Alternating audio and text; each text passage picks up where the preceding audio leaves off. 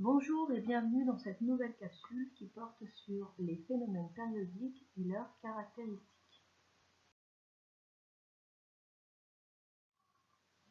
Commençons par définir la notion de phénomène périodique. Un phénomène périodique est un phénomène qui se reproduit identique à lui-même au bout d'un même intervalle de temps. Cet intervalle de temps est la période qu'on note grand T.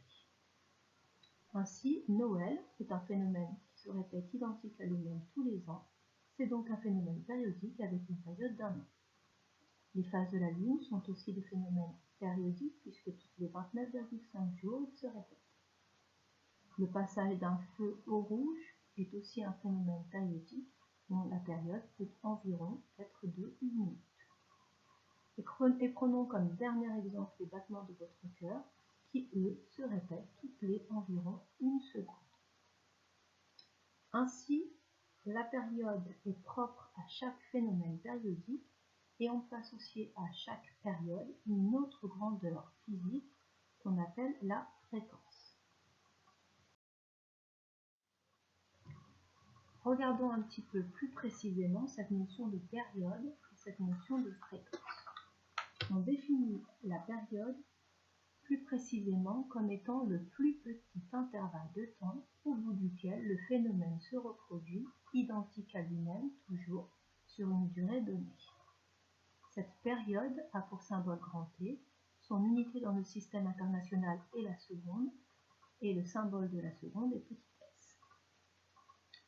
À cette période, comme je vous l'ai dit tout à l'heure, on peut associer une fréquence.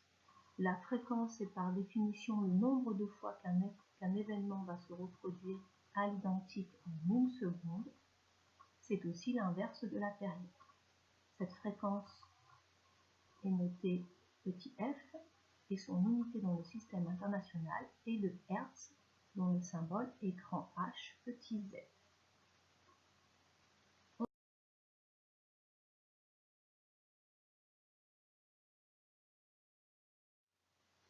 Voyons maintenant la relation qui existe entre la période et la fréquence.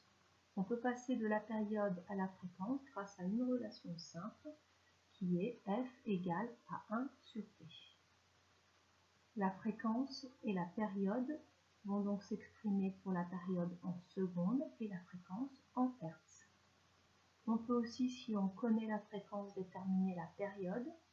Pour cela, on utilisera la relation suivante, grand T égale à 1 sur petit f, avec toujours les mêmes unités pour la période, la seconde, et pour la fréquence, le hertz. Un dernier exemple pour terminer cette capsule, le cinéma. Les images au cinéma se succèdent toutes les 0,04 secondes. Leur période vaut donc 0,04 secondes. À quelle fréquence cela correspond-il? Pour pouvoir calculer cette fréquence, nous allons utiliser la relation vue précédemment, f égale 1 sur t. En remplaçant t par 0,04 secondes, on obtient une fréquence de 24 Hz. La fréquence de la succession des images au cinéma est donc de 24 Hz. Cela veut donc dire qu'il y a 24 images qui défilent toutes les secondes au cinéma.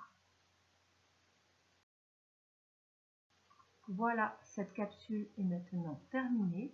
Vous pouvez la revisionner pour compléter votre cours. Quant à nous, on se retrouve bientôt en classe.